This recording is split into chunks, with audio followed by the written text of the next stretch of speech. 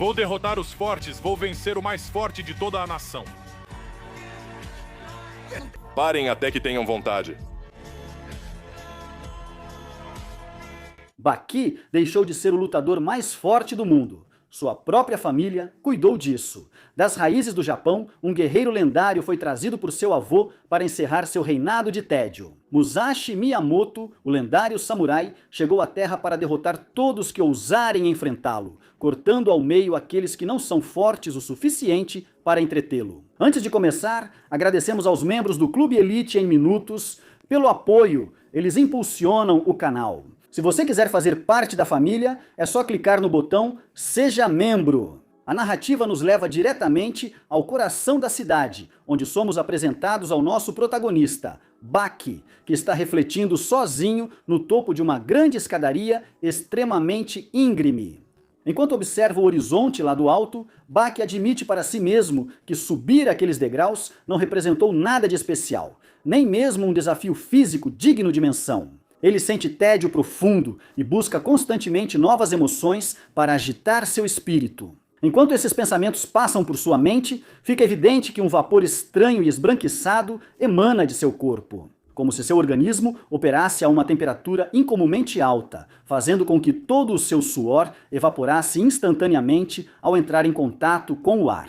Nesse momento, ele tem uma ideia ousada: descer correndo as escadas o mais rápido possível, achando que pode ser mais interessante. Após engolir em seco, Baki se joga no vazio. Sem pensar nas consequências, atravessa a estrutura em um piscar de olhos, saltando uma dúzia de degraus de uma vez. Inclusive, no meio da descida vertiginosa, ele se dá ao luxo de soltar um bocejo de puro tédio. Ao chegar ao fundo, será que ele se sente decepcionado novamente? Não muito longe dali, um guerreiro chamado Sam Atlas permanece estático no ringue, enquanto uma modelo levanta o cinturão em disputa. No entanto, Atlas parece farto e pensativo. Seu oponente, ao contrário, transborda emoção, mantém os punhos em guarda e espera ansioso o sinal do árbitro para atacar. No entanto, desafiando qualquer expectativa, Atlas desvia o olhar para a saída, como se seu único desejo fosse abandonar aquele lugar. Após 7 anos como campeão indiscutível, o homem está exausto. A falta de um rival digno transformou o cinturão em um objeto sem valor, algo que já não significa absolutamente nada para ele. O adversário, percebendo a distração, aproveita o momento e investe contra ele. Atlas reage instantaneamente, acerta um soco devastador no queixo que desconecta seu oponente da realidade. Em uma fração de segundo, ele o envolve com os braços, o levanta e o joga contra o chão com tanta força que a fratura de sua mandíbula se torna evidente. Não satisfeito, Atlas continua seu ataque com uma rajada implacável de golpes, obrigando o árbitro a intervir fisicamente para bloqueá-lo e exigir que pare. Só então, o campeão recupera a consciência de seus atos, percebe que exerceu uma violência excessiva, muito além do necessário. Diante dele, o sujeito jaz com os olhos virados, sem vida. Apesar da brutalidade da cena, os repórteres invadem o ringue, ansiosos para captar suas primeiras palavras. Após o desfecho violento que acabou de acontecer diante das câmeras, Atlas anuncia sua aposentadoria definitiva dos ringues, pois não vê mais sentido em enfrentar adversários que considera muito inferiores. Naquela tarde, ele admite ao mestre Tokugawa que não parou de pensar na lendária luta dos Hanma, sendo a primeira vez que presenciou perfeição absoluta no combate. E agora deseja fervorosamente testar suas próprias habilidades contra aquele garoto chamado Baki. Sabendo que Tokugawa atua como seu promotor, ele implora insistentemente para que organize o encontro. Ele está disposto a abrir mão de qualquer pagamento pela luta. Tokugawa pode ficar com todo o lucro, pois Atlas só está interessado em medir sua força contra um verdadeiro lutador. Tokugawa surpreende e garante que ele poderá lutar ainda naquela noite. Não quer fazê-lo esperar, pois veio buscar um desafio e agora o encontrou. O ancião liga para Baki e marca a luta para algumas horas depois. Atlas se surpreende com a rapidez, mas aceita o desafio sem hesitar. Ao ficar frente a frente, Atlas fica perplexo ao observar Baki. O jovem, com apenas metade do seu tamanho e aparência infantil, carrega em cada cicatriz uma história de dor. Atlas o encara e percebe que, apesar de jovem, está diante de um verdadeiro guerreiro.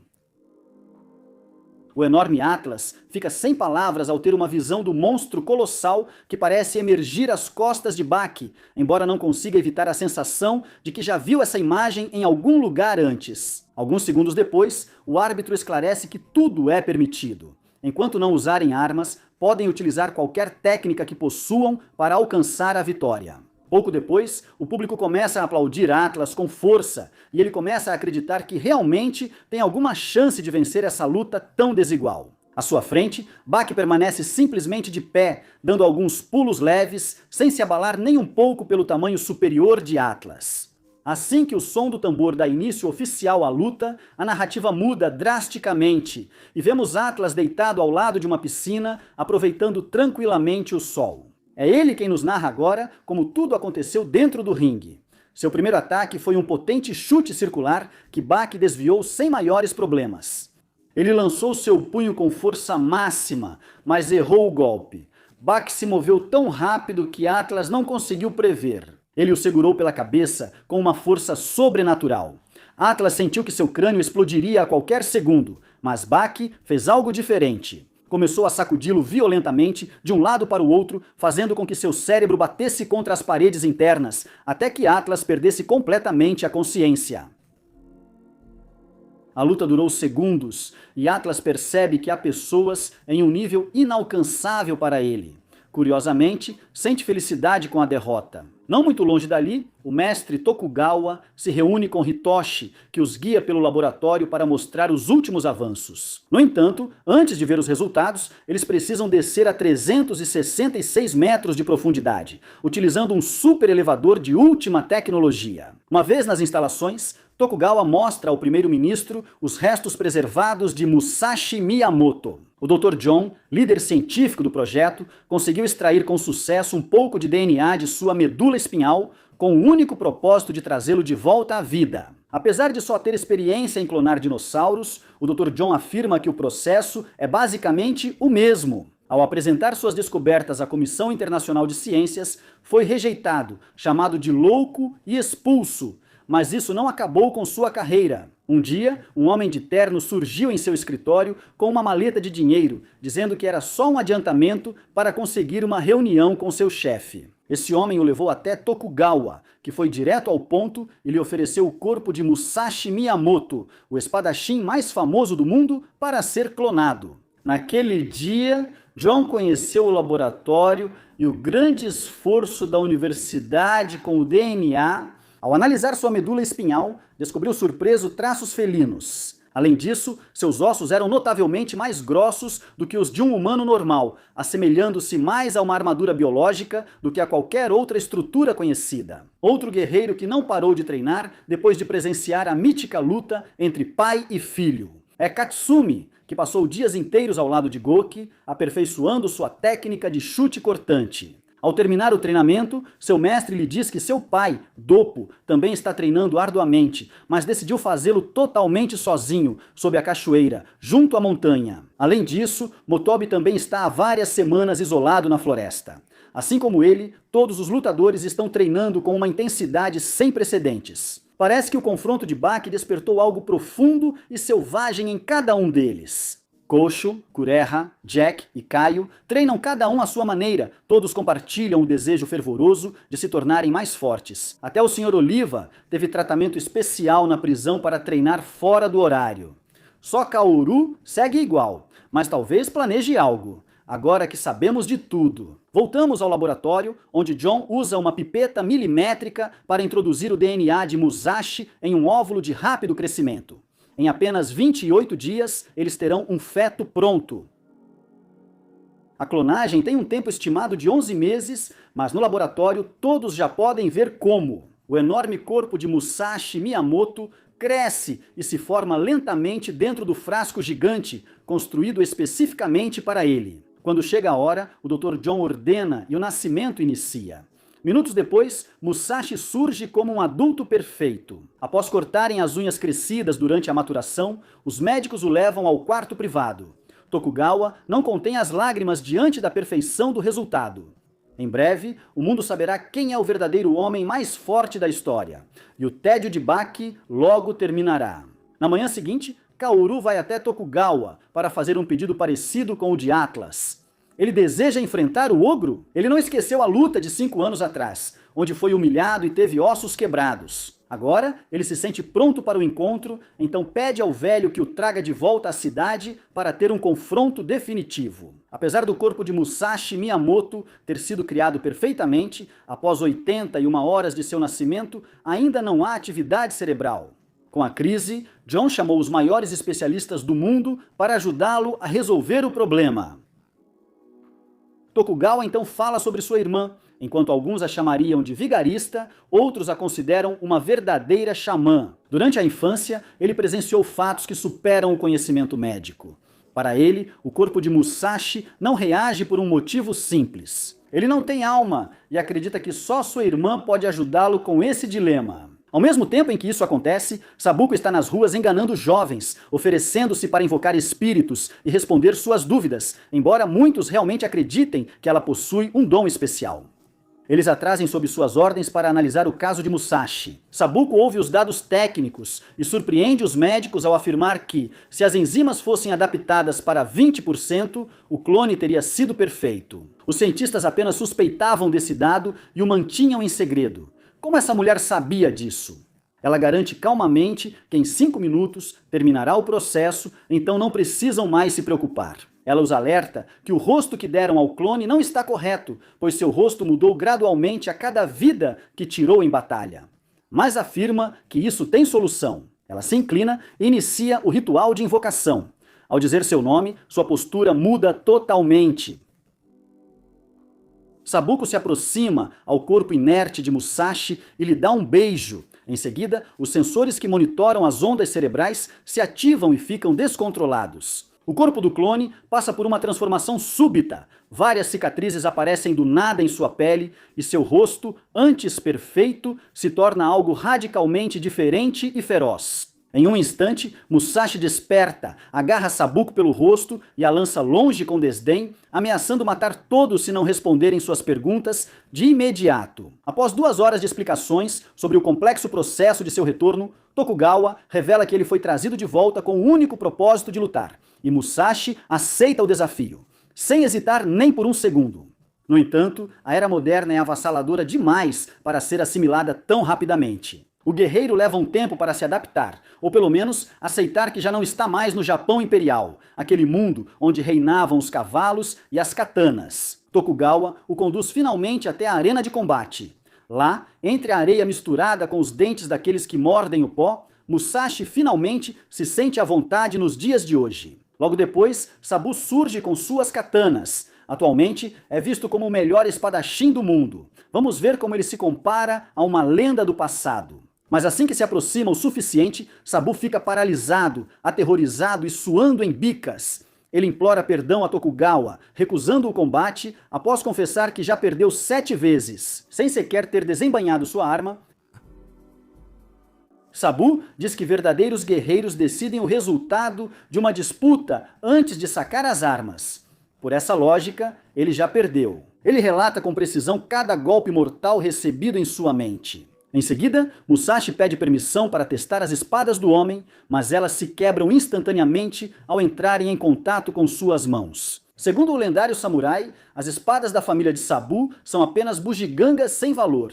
Ele precisa recuperar suas armas. Ao cair da noite, Kaoru aparece no local indicado pelo ancião e se depara com o ogro. Yujiro voltou ao país apenas para realizar seu desejo, e os dois se envolvem em uma luta brutal bem no meio da rua. Kaoru inicia o confronto com um super soco devastador, colocando todo o peso do seu corpo no golpe. O soco é massivo e Yujiro o recebe em cheio no rosto. No entanto, quando a poeira baixa, o ogro permanece intacto, exibindo um sorriso malévolo e pronto para contra-atacar. Em um instante, sua palma aberta atinge o rosto de Kaoru com tanta força que o dano é imediato e evidente. Quando a luta termina, Tokugawa mostra o resultado do confronto. As câmeras de segurança mostraram Kaoru atravessando uma loja inteira após um único golpe de palma, evidenciando que ele não é páreo para o ogro. Apesar da derrota esmagadora, Kaoru se sentia estranhamente feliz. No entanto, assim que a fita de segurança terminou, Baki pulou assustado de seu assento. Atrás dele estava Musashi, que o parabenizou calmamente por seus excelentes reflexos. Baki não demora muito para juntar as peças e perceber a verdadeira identidade daquele homem misterioso. Tokugawa, porém, evita admitir isso publicamente por possíveis complicações legais. Se a notícia de um clone humano vazasse, seus planos seriam barrados pela burocracia internacional. Como os detalhes legais não interessam aos guerreiros, eles vão ao pátio treinar imediatamente. Ao unir as mãos, Musashi canaliza uma lâmina invisível e afiada que Baki vê claramente. Pela primeira vez em muito tempo, os bocejos do jovem cessam e seu ataque inicial é facilmente esquivado. Musashi segura firmemente a perna de Baki e o levanta como uma bandeira. Os chutes de Baki não fazem efeito. Depois, Musashi o arremessa com força no chão, com uma força tão descomunal que o garoto perde a consciência e a luta. Quando acorda, Baki transborda felicidade. Sem conseguir descrever a experiência, ele vai ver Musashi treinando. O samurai destrói as varas do bambu mais resistente da região como se fossem fiapos de palha. Apesar de Tokugawa garantir que Baki é o homem mais forte da Terra, Musashi não se mostra impressionado. Ele admite que o jovem pode ser forte, mas afirma que não é um verdadeiro guerreiro. Depois, ele recusa a revanche e pede ao ancião para sair e explorar. Baki, sentindo-se insultado, decide atacá-lo com seu jab supersônico. O golpe é direto e preciso, fazendo Musashi cambalear. O samurai admite que não conhecia esse ataque moderno e decidiu não desviar de propósito para testar a técnica. Após isso, Musashi resolve levar o garoto a sério e oferece outra chance de enfrentá-lo, agora em um duelo até a morte. Baki aceita o desafio e prepara sua postura de combate, mas Musashi é capaz de ler e prever cada um de seus movimentos com antecedência. Ele não só impede Baki antes que ele sequer possa iniciar sua manobra, como também usa sua espada canalizada para lhe aplicar um corte transversal do ombro para baixo. Não havia sangue ou feridas, só uma dor interna insuportável, como se o corpo se separasse sem acontecer de fato. Movia-se apenas pelo instinto e dor. Baki tenta atacar novamente, mas Musashi desvia com elegância. Após parabenizá-lo por ter suportado o impacto, o samurai vai embora para conhecer o mundo moderno. Assim que ele se afasta, Baki cai no chão, completamente inconsciente. Na cidade, Musashi se impressiona com a tecnologia, mas policiais o confundem com um usuário de drogas por andar descalço. Antes que cheguem perto, o guerreiro do passado os nocauteia com eficácia assustadora. Enquanto isso, Baki não entende o que aconteceu. Por fim, ele achou alguém muito mais forte que ele. O impacto do corte fantasma ainda ressoa em seu corpo e, longe de se intimidar, ele sente uma fome voraz por um novo confronto. Na mesma tarde, o jovem volta ao refúgio para criar uma técnica que capture sua essência e equilibre a disputa. No entanto, no noticiário local, as imagens de Musashi derrotando os agentes se tornaram virais. Todos os lutadores citados assistem à reportagem e percebem que a velocidade daquele homem é avassaladora. Katsumi, em particular, percebe que se trata do verdadeiro Musashi Miyamoto, por mais impossível que a situação pareça. Ao cair da noite, dois detetives seguem o rastro de Musashi e o veem entrar na mansão de Tokugawa. Ao avisarem o velho sobre um possível foragido em sua propriedade, ele ordena que saiam imediatamente. Após ameaçar ligar para o superintendente da nação, ele os expulsa e encerra o assunto.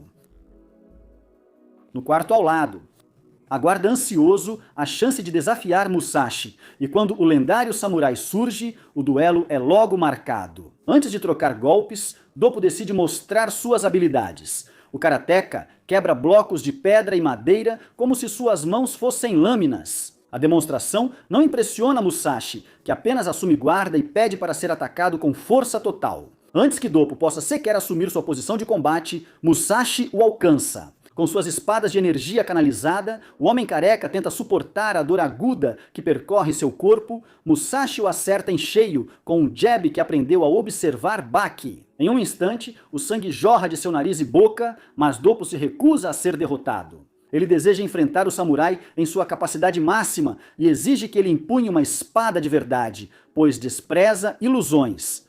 Tokugawa autoriza que Musashi use uma lâmina real, ciente de que isso pode significar a morte de Doppo, que aceita o risco. Sem hesitar, Musashi ri, zombando de Doppo por se fazer de deus das artes marciais. Cansado das provocações, Doppo avança com seu melhor ataque. 1/1000 de segundo antes do golpe, Musashi saca a katana e faz um corte letal no centro do rosto dele. A lâmina afunda apenas 1 centímetro em seu rosto e Musashi usa o peso do próprio corpo para lançá-lo violentamente contra o chão. À primeira vista, parece que o rosto de Doppo foi partido ao meio, mas na verdade, o nível de maestria samurai de Musashi é tão impressionante que ele é capaz de decidir exatamente quando a espada corta e quando não. Portanto, ele apenas o empurrou contra o chão com o aço. No rosto de Doppo, só resta uma marca vermelha devido à imensa pressão, mas sua pele na epiderme permanece intacta, algo que parece impossível, considerando que Musashi segura contra o chão uma das espadas mais letais e afiadas já forjadas. Doppo fica imóvel, derrotado. Depois confessa a Tokugawa que a piedade de Musashi é um castigo pior que a morte e que teria preferido morrer. Lo matara en el acto, pero ahora que ha recibido... Com mais tempo de vida, embora sinta que não merece, decidiu usá-lo para aprimorar suas habilidades. Perto dali, Hetsu anuncia sua aposentadoria do boxe, pois não sente mais emoção ao lutar, usando apenas seus punhos. Ele busca um verdadeiro desafio, e ao saber da queda de Doppo, sente profunda curiosidade. Já Katsumi, tomado pela emoção, quer vivenciar isso. Se esse homem, chamado Musashi, é tão forte quanto dizem, ele anseia fervorosamente pela oportunidade de enfrentá-lo ao mesmo tempo. Esto sucede, Miyamoto se encuentra asombrado. Ele se surpreende com um simples isqueiro, sem acreditar que algo tão poderoso como o fogo esteja contido em um objeto tão pequeno. Tokugawa aparece em seguida para avisar que, em 3 dias, ele enfrentará Hetsu, representante da dinastia Ming, que veio de longe para desafiá-lo. Eles se conhecem pouco depois e Hetsu pede formalmente a Tokugawa permissão para usar armas. Ele diz que não pode lutar com um samurai lendário sem que ele esteja armado, pois isso tornaria a vitória de Hetsu injusta. Nesse exato instante, a aura de combate de Musashi o denuncia, e Hetsu aproveita a distração para lhe dar um chute. Musashi consegue deter o impacto, quebrando a prótese de seu oponente no processo, mas Hetsu reage com agilidade. Acertando um golpe na nuca dele com a outra perna e derrubando-o, Musashi sorri ansioso pela batalha que virá. Ele gosta do jovem, mas lamenta ter que matá-lo em 3 dias. No seu dojo, Hetsu treina intensamente com sua espada e suas facas, enfrenta os melhores alunos de seu mestre e os derrota sem dificuldades. No entanto, o verdadeiro treinamento começa quando seu mestre saca 2 espadas. Para cortá-lo, Hetsu precisa dominar a técnica da pena. No início, seu mentor lhe causa vários cortes superficiais, mas a intensidade aumenta. Até que, por fim, o discípulo recebe um golpe direto da espada, mas ela não corta sua pele. Em vez disso, Hetsu gira com uma rapidez impressionante. Seu corpo dissipa completamente a força do impacto ao girar na mesma direção do corte, permitindo que sua pele permaneça intacta, mesmo ao entrar em contato direto com a lâmina. Após 4 tentativas fracassadas, Hetsu domina o Shaoli, técnica do vento, e sente grande orgulho de seu progresso. No entanto, Motobi surge das sombras para avisá-lo de que isso não será suficiente para vencer Musashi.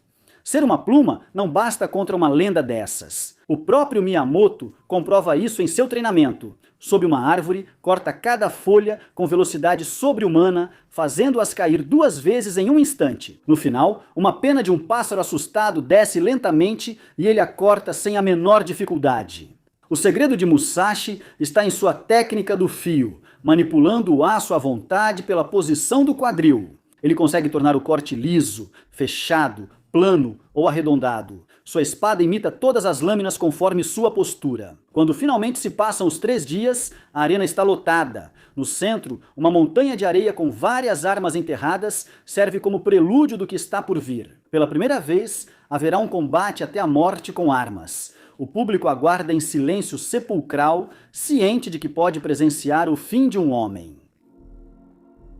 Antes da luta, Baki aparece nos vestiários para animar Hetsu, mas lhe faz um alerta severo. Ele não pode se descuidar, pois Musashi é muito perigoso e o próprio Baki já perdeu 2 vezes para o samurai no mesmo dia. Enquanto isso, Musashi já está na arena esperando o momento.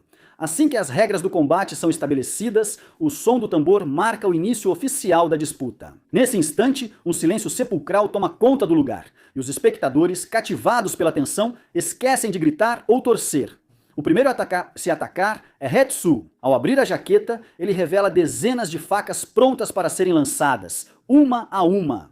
Ele as arremessa com uma velocidade incrível, mas nenhuma fere Musashi, o lendário espadachim. Inclusive, ele se dá o luxo de cortar um dos projéteis com sua katana de forma tão precisa que nem sequer altera sua trajetória original. Ao ficar sem suas facas, Hetsu usa sua jaqueta para lançar terra e pedras diretamente no rosto de seu oponente.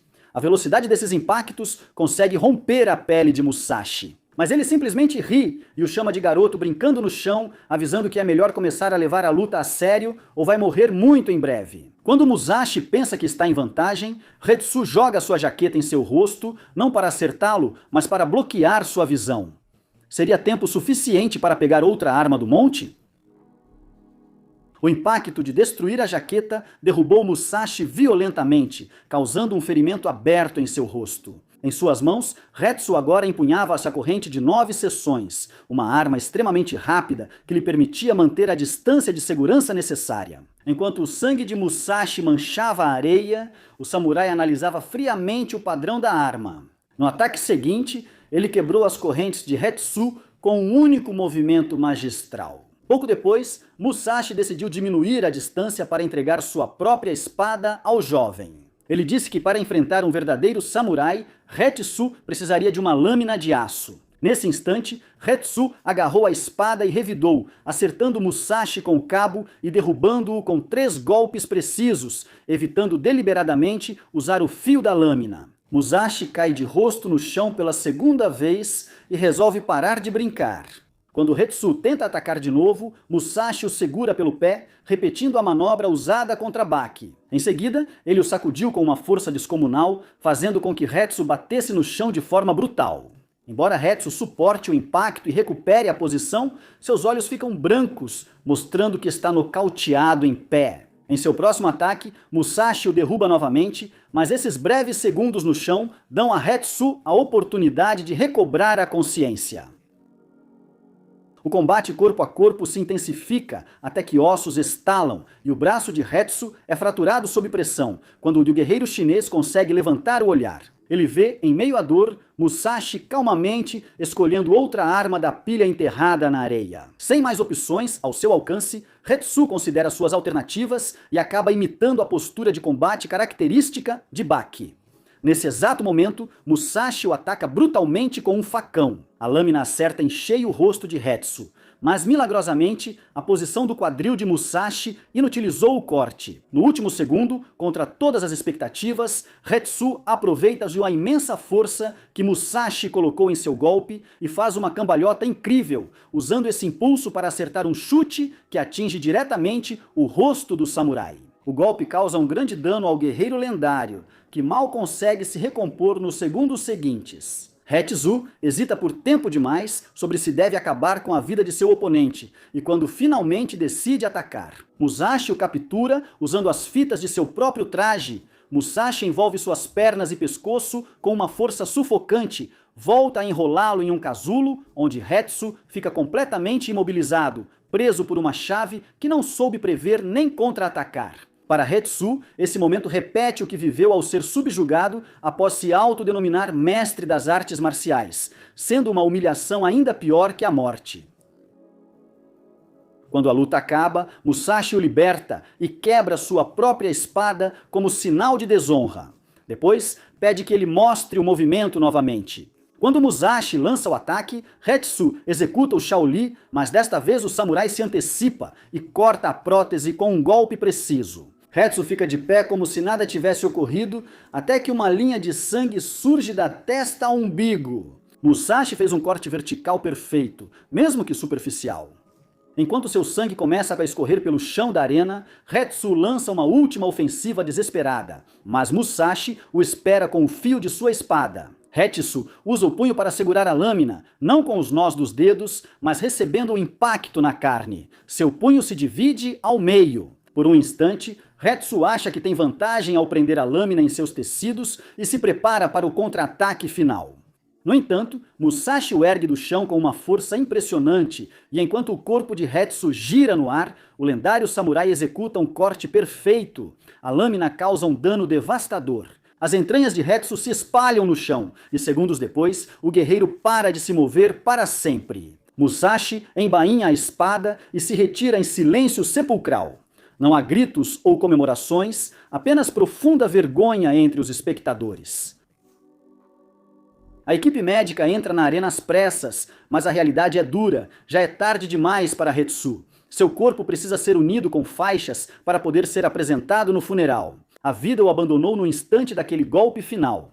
Entre soluços, Tokugawa lamenta profundamente por ter organizado o encontro, mas o arrependimento chega tarde demais. Musashi Miyamoto caminha entre os presentes como uma força da natureza, e parece não haver nada nesta era capaz de deter seu avanço. Na manhã seguinte, Musashi admite que Hetsu conseguiu cativá-lo genuinamente. A força com que o guerreiro chinês apertou o aço com seu punho destruído foi algo sobre-humano. No entanto, sua vontade vacilou 1 milissegundo antes do final, e essa pequena brecha permitiu que o samurai o surpreendesse. Essa é, segundo Musashi, a única razão pela qual Hetsu agora está morto. Em seguida, ele confessa a Tokugawa que está ansioso por sua próxima batalha e exige saber quem é o próximo oponente da lista. Enquanto isso, Baki procura Motobe para pedir que lhe ensine técnicas antigas de combate, mas o mestre recusa terminantemente. Sua resolução é firme. Ele protegerá os lutadores modernos da letalidade de Musashi, Baki. Ofendido, ele o alerta sobre sua arrogância e afirma que não precisa protegê-los, pois todos são guerreiros e aceitam o risco. Motobe, então, o desafia a atacá-lo com tudo, decidido a mostrar claramente o tipo de monstruosidade que enfrentam. Baki obedece e avança sobre ele com ferocidade. De repente, uma grande nuvem de fumaça tira sua visão e quando consegue reagir, sente o metal frio de uma adaga na parte de trás do pescoço. Motobe segura a adaga com firmeza e avisa que Musashi vem de uma época em que a derrota significava a morte.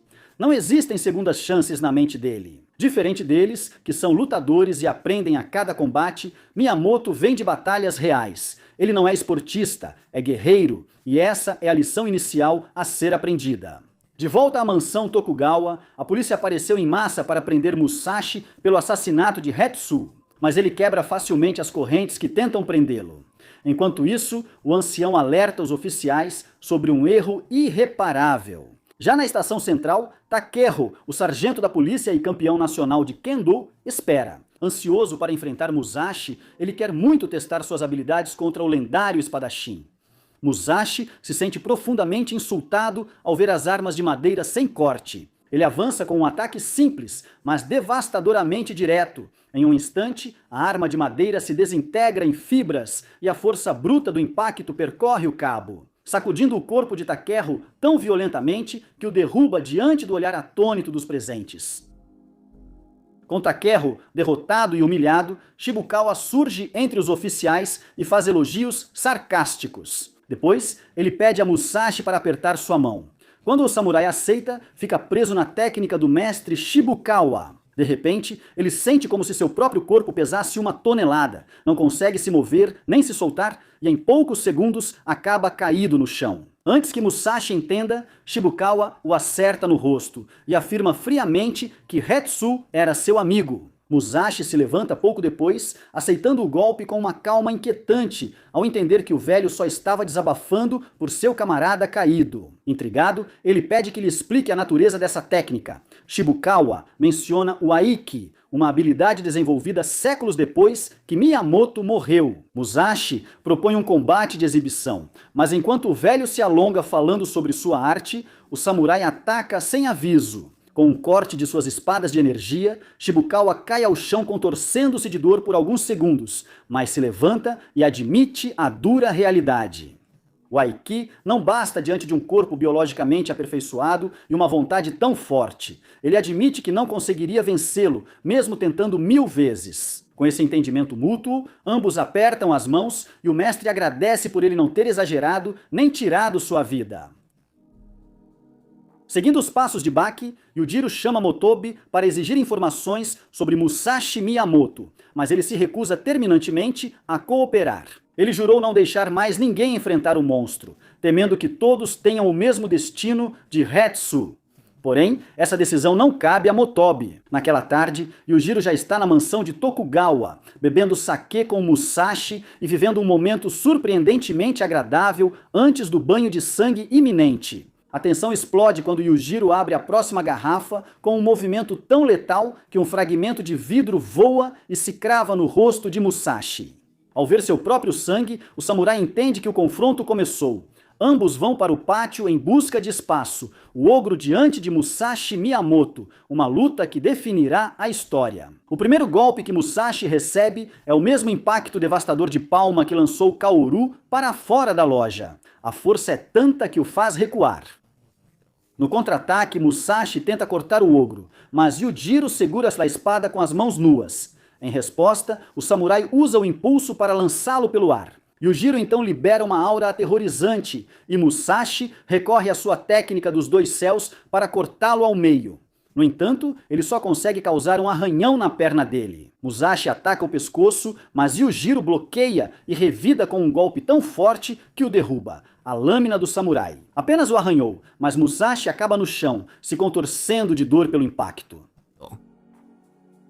Logo depois, Musashi se surpreende positivamente, deixa as espadas físicas de lado e passa a lutar sério, atacando Yujiro com todas as suas espadas de energia.